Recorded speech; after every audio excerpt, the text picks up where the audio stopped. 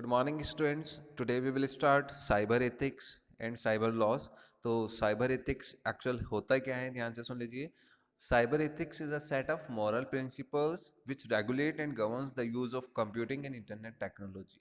ठीक है, इसमें देखिए plagiarism, cyber bullying, cyber stalking, phishing, hacking, spamming, है ना, ये सब क्या है, सॉफ्टवेयर पायरेसी, ये जो इश्यूज होते हैं ये आपके नेटवर्किंग इंटरनेट जब हम यूज़ करते हैं तो ये सारी जो उसके एक तरीके से ऑफेंसिव क्राइम्स होते हैं। क्लियर ये समझ लीजिए कि ये जो हम करते हैं, लाइक आपके साथ में अगर होता है, हैकिंग हो रहा है या आपका कोई पासवर्ड या आईडी हैक कर लिया, या फिर आपके जो डेटा है उसकी इंफॉर्मेशन आपने अपलोड की थी और उसको कोई अपने ऑन नेम से उसको प्रिंट करा रहा है, तो वो सारे इश्यूज कायम में आ जाते हैं आपके साइबर क्राइम में।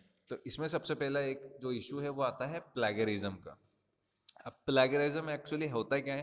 Plagiarism comes from a Latin word, इसका मीन्स क्या होता है? किडनैपिंग, है ना। इसमें क्या होता है? प्लेगरिज्म में be defined as the act of taking another person's writing, conversation, song और even an idea and passing it off as your own without crediting the original author और सोर्स। इट मीन्स ये समझ लीजिए कि आप अपने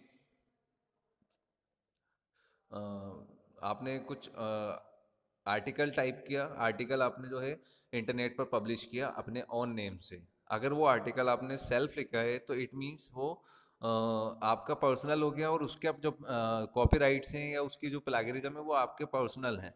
now अब क्या होगा, अगर मान लीजिए उसी चीज़ को कोई अदर यूज़र कॉपी करके और अपने ऑन नेम से वही सेम आर्टिकल जिसमें आपने जो वर्ड यूज़ किए, जो लैंग्वेज आपने यूज़ की, है ना, जिस टॉपिक पे आपने लिखा था उसको वो अपने ऑन नेम से उसको प्रिंट कर दें, तो कोई प्रॉब्लम होती थी? पहले पहले ऐसा नहीं होता था। पहले क्या हुआ, आपने कुछ मान लीजिए इंपॉर्टेंट आर्टिकल आपने पब्लिश किया इंटरनेट पर, और वही सेम आर्टिकल किसी और ने भी पब्लिश कर दिया। अब क्या हो रहा है, अगर उसकी विजिबिलिटी ज़्यादा है, उसको यूज़र्स ज़्यादा देख रहे हैं, तो वो आपके ही टॉपिक पर मेहनत आपने की और उसको कोई और उसका फल खा जाएगा। तो इट मीन्स क्या हो रहा है कि वो फेमस हो गया। तो ऐसे ही जो आपके देखते हैं अभी अपन, कई बार इश्यूज होते हैं मूवीज़ वगैरह में कि भाई ये स्टोरी तो इस राइटर ने लिखी थी, वो केस हो जाता है, वो मूवी की जो शूटिंग होती है वो सब चीज़ें स्टॉप हो जाती है। तो वो इसी वजह से होता है कि जो उनके इंटेलेक्चुअल राइट्स है, भाई ये चीज़ जो मेरी है उसको कोई और किस अपने नाम से कैसे प्रिंट कर सकता है, तो उसके लिए प्लेगरिज्म और कॉपीराइट्स, ये दो आपके जो है प्रॉब्लम्स रहती थी। तो इसलिए प्लेगरिज्म का जो है साइबर एथिक्स बना, जिसके थ्रू क्या हो रहा है कि इंटरनेट पर हम प्लेगरिज्म चेक हो जाता है। तो प्लेगरिज्म चेक किस तरीके से होता है वो मैं आपको बता दूंगा, उसके लिए अलग से सॉफ्टवेयर्स होते हैं। तो उससे मान लीजिए आपने आज कुछ आर्टिकल प्रिंट आउट किया, आपने कुछ अपना एक डेटा इन्फॉर्मेशन आपने प्रिंट की, तो जो आपका सर्वर है उस सर्वर पर एक क्रॉलिंग होती है, उस क्रॉलिंग में वो चीज़ देखी जाती है कि यही सेम चीज़ किसी और ने अपने नेम से तो प्रिंट नहीं कर रखी। तो उसमें क्या होता है, सर्वर को पता होता है आपने किस टाइम पर किस लोकेशन से या कि किस टाइप की फाइल आपने अपलोड की है। तो आपकी टाइमिंग मान लीजिए आपने आज फर्स्ट आपने अपलोड की है, तो जो सेकंड वाला अपलोड करेगा उसकी फाइल को वो ऑटोमेटिकली डिलीट कर देंगे, उस यूज़र को ब्लॉक कर दिया जाता है। तो ये प्लेगरिज्म है। सो प्लेगरिज्म लैटिन वर्ड इसका किडनैपिंग है, यानी आपकी पर्सनल चीज़ को कोई और किडनैप कर ले या अपने ऑन नेम से उसको प्रिंट आउट करा दे। तो इसमें आप सॉन्ग हो सकता है, आपकी राइटिंग हो, कुछ पर्सन्स राइटिंग करते हैं, आर्टिकल राइटिंग होती है या किसी टॉपिक पर, तो वो सारी चीज़ें यहाँ पर आ जाएंगी। अब इसमें देखिए सबसे पहले टाइप्स ऑफ प्लेगरिज्म क्या होता है। टाइप्स ऑफ प्लेगरिज्म, सबसे फर्स्ट है इसमें डायरेक्ट और कंप्लीट प्लेगरिज्म, दूसरा है मिनिमल प्लेगरिज्म, और तीसरा है मोसेक एंड सब्सटेंशियल प्लेगरिज्म। सबसे पहले देखिए direct. It is a word for word transcription of a section of someone else's work without making any changes in the original work. For example, when you copy someone else, देखो ये simple सा example यहाँ पर दिया हुआ है कि मान लीजिए आपने कोई असाइनमेंट किसी फ्रेंड से कॉपी किया, अब उसने जो सेम मिस्टेक कर रखी है, जो सेम लैंग्वेज उसने लिख रखी है, वही एज इट इज आप कॉपी करेंगे। तो कई बार क्या होता है कि हम उसको एज इट इज कॉपी करके सबमिट कर देते हैं। अब उसमें क्या हो रहा है, प्लेगरिज्म इजीली टीचर समझ जाते हैं कि अच्छा इन्होंने इनका कॉपी किया है या इन्होंने इनका कॉपी किया है। ठीक है, तो क्या हो रहा है उसमें, सिंपल प्लेगरिज्म चेक हो गया, आपका पूरा एज इट इज आपने कॉपी कर दिया, तो वो है आपका डायरेक्ट और complete plagiarism. The deliberate plagiarism of someone else work is unethical, unacademically dishonest and grounds for disciplinary actions. Okay, next देखिए मिनिमल प्लेगरिज्म क्या है।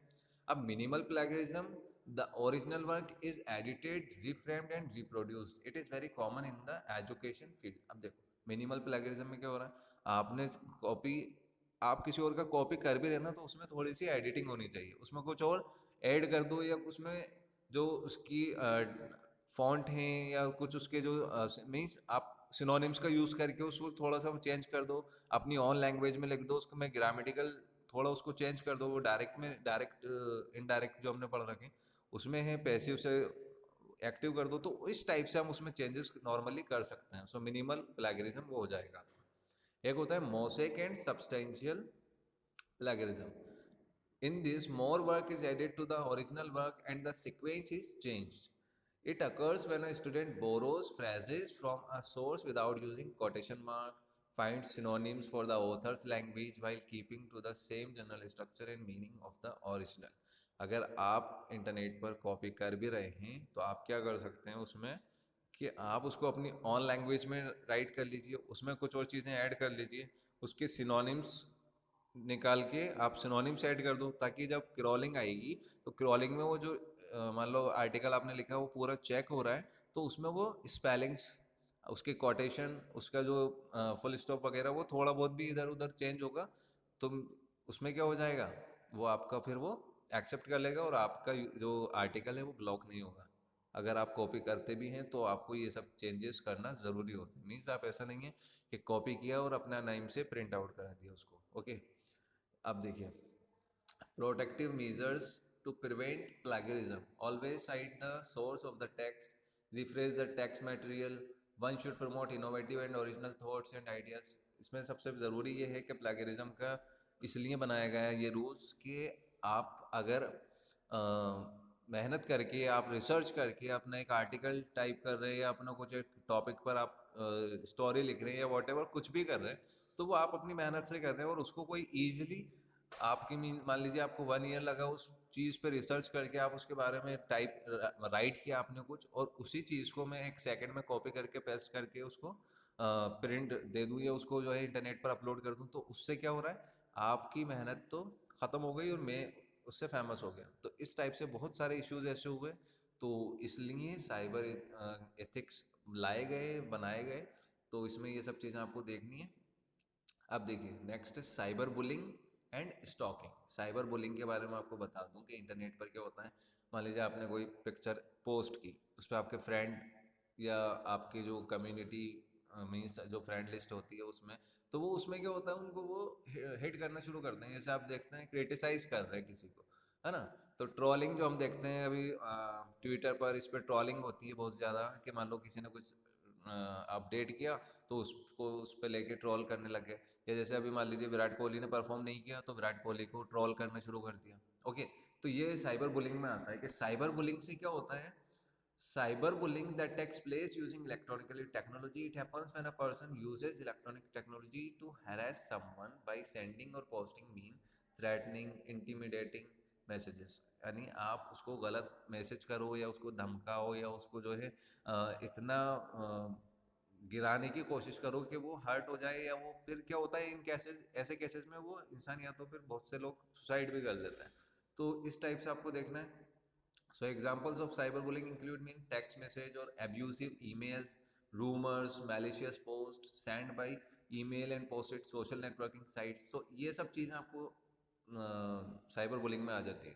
Cyber bullying includes devices and equipment such as cell phones, computer, tablets, as well as communication tools, including social media sites, text message, chat websites वगैरह, ये सब चीज़ें आपके cyber bullying में हैं। अगर आप इन सब चीज़ों का यूज़ करते हुए किसी को मीन्स थ्रेटनिंग कर रहे हैं या उसके रूमर्स फैला रहे हैं, तो वो सब चीज़ें आपके साइबर बुलिंग स्टॉकिंग में आ जाती हैं। अब इससे हम कैसे protective measures to prevent cyber bullying stalking, किस तरीके से हम बच सकते हैं। First, do not respond to any sort of unpleasant message. यानी देख लीजिए, आपको मैं बता दूं कि मोस्टली आपने एक इमेज पोस्ट की, उस इमेज पर कुछ अच्छे कमेंट भी रहेंगे और कुछ बुरे कमेंट भी रहेंगे। अगर आपके अगेंस्ट में लोग ज़्यादा हैं तो उस पर कुछ बुरे कमेंट्स भी आते हैं, और बुरे कमेंट्स में क्या होता है, बहुत से लोग फिर आपस में लाइक अभी हम देखते हैं कि एक तरीके से जो मान लीजिए कोई पॉलिटिशियन पे आपने किसी का पिक अपलोड किया या कुछ चीज़ अपलोड करी, तो वो पॉलिटिशियन से रिलेटेड जितने इंटरेस्टेड लोग उसमें उस पोस्ट को देखते हैं, वो अपने अपने उस पर थॉट्स डालते हैं, यानी कमेंट्स उस पर करते हैं। तो वो कुछ गुड कमेंट्स भी होते हैं और कुछ अच्छे कमेंट्स भी होते हैं। मीन्स फेवरेबल जो होते हैं वो आपको अच्छे लगते हैं, जो अनफेवरेबल कमेंट्स हैं वो हमें बुरे लगते हैं। तो उससे क्या होता है, हम थोड़े से हर्ट होते हैं। तो इस टाइप से जो होता है आपका साइबर बुलिंग होती है। Hacking, already we know hack कैसे हैक किया जाता है। हैकर्स हैं वो टेक्नोलॉजी का यूज़ करके आपके सिस्टम को, आपके सर्वर को, आपकी वेबसाइट्स को हैक कर लेते हैं। तो ये सब हैकिंग में आ जाएगा पूरा, एक बार इसको देख लीजिएगा। क्रैकिंग, वही चीज़ सेम हैकर से, हैकर का अपोजिट ये मान लीजिए क्रैकर है। So cracking is a common terms use to describe malicious hacker. Crackers get into all kinds of mischiefs including breaking or cracking the copy protection on software programs, breaking into systems and causing harm, changing data or stealing data. Hackers regard crackers as a less educated group of individuals that cannot truly create their own work. इस चीज़ को आप ध्यान रखिए। एक होता है black hat hacker, एक और cyber criminal, both are similar. Next, spamming, the unwanted emails that comes in bulk from storage and unknown source are called spam. हमारे ईमेल पर बहुत सारे ऐसे अनवांटेड ईमेल्स हमें मिल जाते हैं। Spamming is the process of sending same copies of emails और a large number of peoples worldwide. तो स्पैम के अंदर क्या होता है, कुछ इस तरीके के वो ईमेल्स क्रिएट किए जाते हैं कि जिससे हमारी पर्सनल इन्फॉर्मेशन या हमारे आईपी एड्रेस वगैरह ये सब इन्फॉर्मेशन वहाँ पर चली जाती है, जिससे कि हैकर्स को ईजी हो जाता है कि वो हमारे सिस्टम को आसानी से हैक कर सकते हैं। फिशिंग, फिशिंग के बारे में भी देख लीजिए आप। लाइक स्टार्ट होता हुआ था फिशिंग, यूपी बिहार में ज़्यादा होता है कि लोग क्या करते हैं कि आपको ऐसा इस अभी देखिए इंटरनेट पर, लाइक आप मान लीजिए फेसबुक यूज़ कर रहे हैं, तो वहाँ पर एक साइड कॉर्नर में या कोई हम वेबसाइट यूज़ कर रहे हैं, तो वहाँ पर एक ब्लिंक, आपको एक मैसेज ब्लिंक होता हुआ नज़र आता है, एक मैसेज डिस्प्ले होता है जो लाइक आईफोन 7 इन 10,000 रुपीज़। तो अब क्या करते हैं, वो आपको एक तरीके से फिशिंग यानी जाल बिछा दिया आपका। तो उसमें क्या हो रहा है कि अपन उस पर क्लिक करेंगे, उस पर क्लिक करने से भी हमारी इन्फॉर्मेशन, हमारा आईपी एड्रेस वगैरह वहाँ पर उनको मिल जाता है। तो क्या होगा उससे, फिशिंग से, कि हम उनके फिशिंग में क्या करेंगे कि मान लो पेमेंट का पूछ रहे हैं, हमने हमारा एटीएम कार्ड वगैरह, क्रेडिट कार्ड जो भी हम यूज़ करते हैं, उसका पिन नंबर और उसकी पूरी डिटेल वहाँ पर सेंड कर दी। मीन्स अब आपका जो पर्सनल इन्फॉर्मेशन है, जो प्राइवेट इन्फॉर्मेशन थी, वो उन लोगों के पास में पहुँच गई। तो वो फिशिंग एक तरीके से फ्रॉड है। देखिए यहाँ पर, phishing is a form of fraud in which the attacker tries to steal or take out information such as login credentials or account information. The attacker pretends to be reputable entity or a person in the emails and sends an email to get personal and confidential information such as credit card number, password, bank details. तो ये सब चीज़ें हैं। अब इनसे हमें किस तरीके से प्रोटेक्ट कर सकते हैं, सबसे पहले टॉपिक आपको समझ लेना है, याद कर लेना है। Do not open emails that have come from unknown source. Do not open unknown attachments. Remove unwanted emails from inbox. Never respond to an email. Always install spam filtering और spam blocking सॉफ्टवेयर। आपका अगर Gmail या Yahoo mail या whatever कोई सा भी mail आप use करते हैं, तो आप उसमें ये सॉफ्टवेयर इंस्टॉल कर सकते हैं स्पैम फिल्टरिंग का। Keep on updating antivirus software, आपके एंटीवायरस सॉफ्टवेयर को daily time to time timely updated करिए। Do not open the messages and links that comes in your messenger from unknown source. Okay, next है आपका software piracy. Software piracy बहुत ही ज़बरदस्त issue है। इसमें क्या होता है, आपकी एक कंपनी है मान लो, उस कंपनी में सॉफ्टवेयर आपने क्रिएट किया, उसमें सॉफ्टवेयर को बनाने में ही बहुत टाइम लगा और उस सॉफ्टवेयर की कॉपी मार्केट में अवेलेबल हो गई। तो अब जो यूज़र होगा वो उस सॉफ्टवेयर कॉपी को ही परचेस करेगा। बिकॉज सॉफ्टवेयर पायरेसी क्या होती है कि आपकी ओरिजिनल सॉफ्टवेयर का डुप्लीकेट सॉफ्टवेयर बना लेना, बस ये समझ लीजिए। होता है ना, अभी जैसे मूवी पायरेसी होती है, रिलीज होते ही या मूवी जो है मार्केट में इंटरनेट पर आ जाती है, आप इजीली डाउनलोड कर सकते हो। तो उससे क्या होता है, उनका बिजनेस डिस्टर्ब हो जाता है। एक जो पर्सन सिनेमा हॉल में जाके थिएटर में जाके जो मूवी वॉच करता वो नॉर्मली मोबाइल में डाउनलोड करके कर रहे हैं, अब उनका क्या हो गए, बिजनेस उनका डाउन हो जाएगा। तो इसी टाइप से सॉफ्टवेयर पायरेसी भी है। तो software piracy refers to unauthorised copying of some purchase software, कुछ परचेज सॉफ्टवेयर है जो आपको परचेज करके ही यूज़ करना पड़ते थे, उनकी कॉपी अवेलेबल हो जाती है तो हम उन्हें डाउनलोड कर लेते हैं, उससे भी हमारे सिस्टम में बहुत ज़्यादा प्रॉब्लम्स होती हैं। तो सॉफ्टवेयर पायरेसी भी एक इशू है आपका। इंटेलेक्चुअल प्रॉपर्टी राइट्स, इसमें ये सब चीज़ें मैं आपको कल बताऊंगा। Okay, all the very best.